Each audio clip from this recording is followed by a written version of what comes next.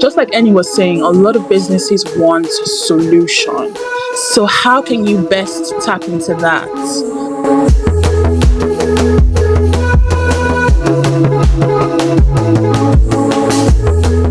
Aim to appeal to the people you're talking to. Whatever storytelling you're doing, my friends, focus on capturing emotion. If someone doesn't feel something from your story, it's not working. I believe that a lot of work should be done behind the scenes.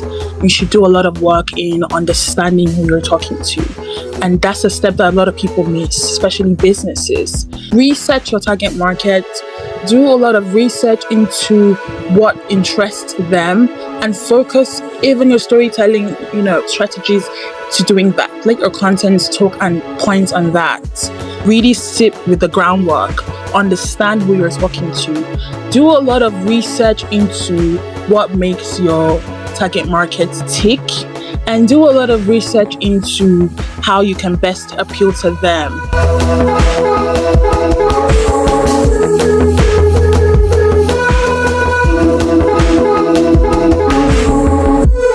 You need to understand who your target market is. If you don't, there's a lot of things that will be lost in translation. Position yourself as a solution. When you have the power to tell story, you cannot never become irrelevant in any market you are entering.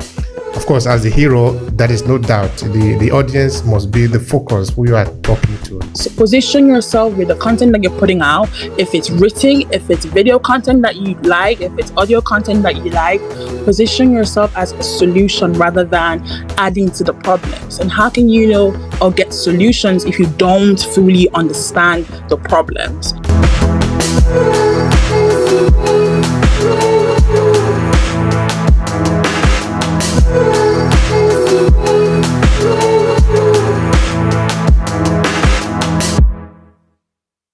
Of course, now I'll end with this point over here. Whatever storytelling you're doing, my friends, focus on capturing emotions. If someone doesn't feel something from your story, it's not working. It's like, aim to appeal to the people you're talking to. And reluctantly, I'll talk about this as well while I'm here.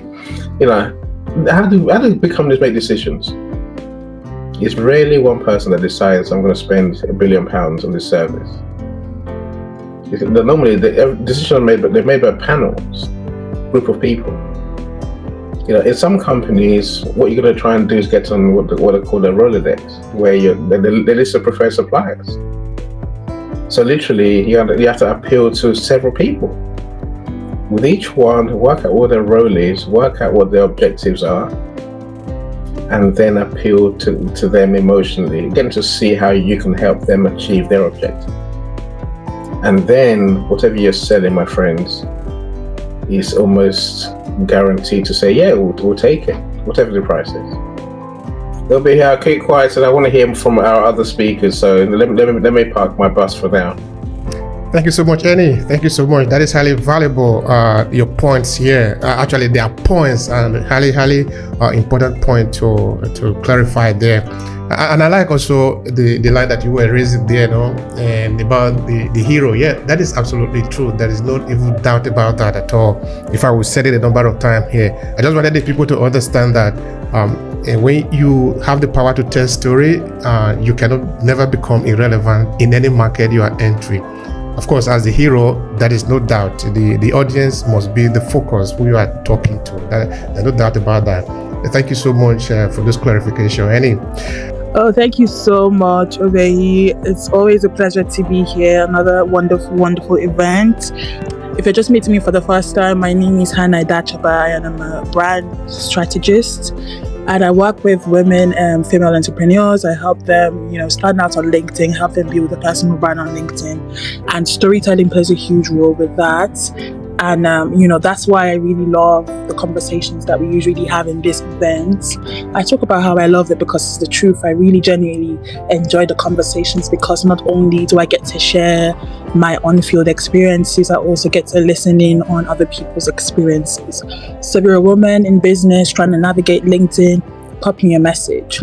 So today I want to start with saying, that there's something that I've noticed with a lot of businesses that I want to point on. So when the conversation of, business to business, strategies and how to best appeal to them and what strategies to use in storytelling, a lot of people focus on the graphics, the logo. And I wanted to draw our attention to the behind the scenes. I believe that a lot of work should be done behind the scenes. And I know that a lot of people have spoken about that, and I love that you guys have touched on it, but I would just like to touch on it again. You should do a lot of work in understanding who you're talking to. And that's a step that a lot of people miss, especially businesses. You need to understand who your target market is.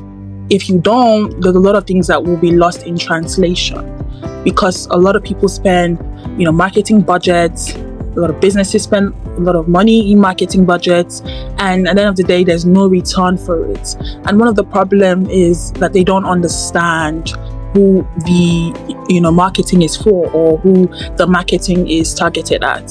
And so that's why I would suggest a lot of businesses should focus on the behind the scenes, really sit with the groundwork, understand who you're talking to, do a lot of research into what makes your target market tick, and do a lot of research into how you can best appeal to them. So a lot of the times people do generic content because they feel like that's what's best. So they'll do videos because it's trendy, TikTok clips because it's trendy, without really fully realizing if at all the people that they're speaking to really could be drawn to that kind of content.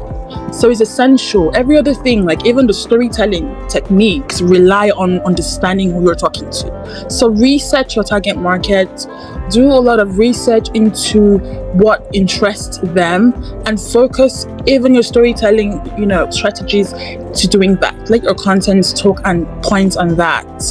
Another thing that I would want to add is position yourself as a solution.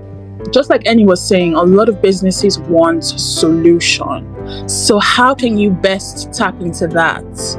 Rather than just joining or proposing, because I know there's a lot of people that do sales in the DMs.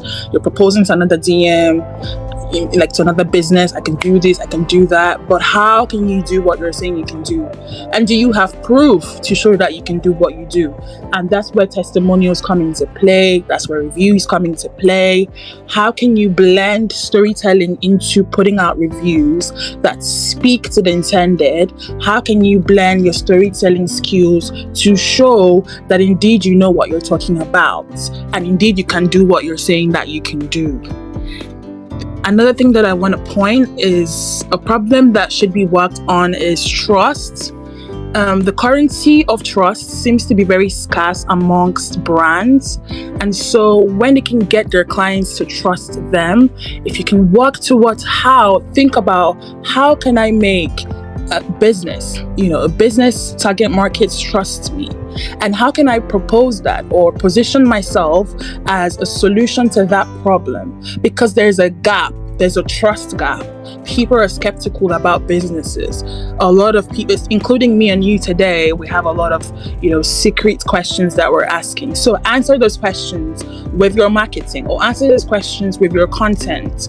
And it comes down to understanding who you're talking to. Once you're able to get a clear picture as to who you're speaking to, you can tell what the questions will be, and then you can answer those questions using your content, using storytelling.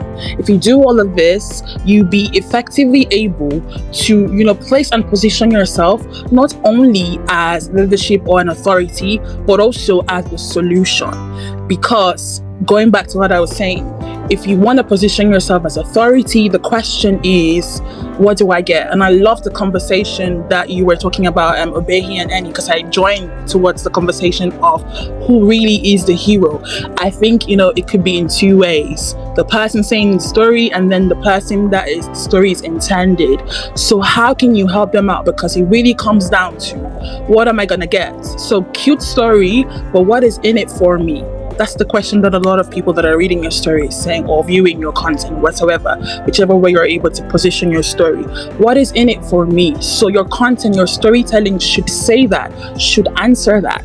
So position yourself with the content that you're putting out. If it's written, if it's video content that you like, if it's audio content that you like, position yourself as a solution rather than adding to the problems. And how can you know or get solutions if you don't fully understand the problems? So that's why I'm saying, go back to the drawing board, do a lot of research, do a lot of work before putting out that $100 million budget in marketing or spending that money in logo and graphics.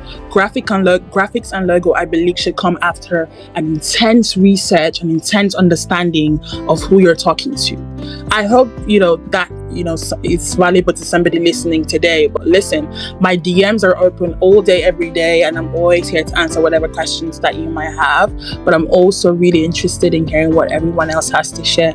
Thank you. Thank you so much, dear. You're powerful. We enjoyed the conversation. This is, you are right. Apart from the fact that we do this as part of our business, but we also love to learn from other people when we come to the room like this and hear other people talking, because they are talking from their. I think you also use another word actually in line with this, that speaking from your fieldwork experience. This is how you are using storytelling in your business. So when you talk about it from that point, you are really letting people know that this is the experiment, this is the fieldwork. I'm talking from what I'm living, So that make it even richer now. So yeah, I really appreciate that. Thank you so much for that.